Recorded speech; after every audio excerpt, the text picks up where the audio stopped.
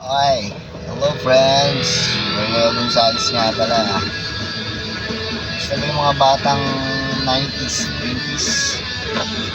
Yan ang pinakamasarap na childhood. Diba?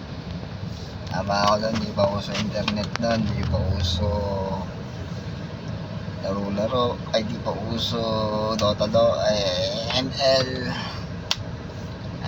Puro talagang physical na laro nun. Napakasarap lang bumalik sa pagkabata. Dati gusto ko nang tumanda. Ngayon dapat pala bata na lang ako, kasi ngayon lahat ng responsibilidad kailangan mo nang akuin. Diba? Tama ba ako dun? Pero napakasarap mabuhay.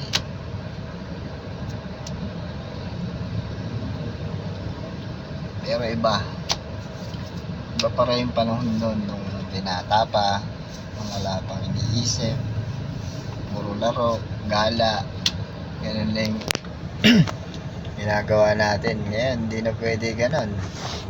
Kailangan mo nang magsumikap para sa pamilya mo, para sa mga anak mo. Ganun talaga.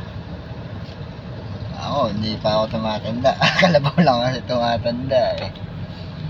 Joke. Ay nako, sarap balik yung mga time na binata ka pa. Pero pasis-pasi ka.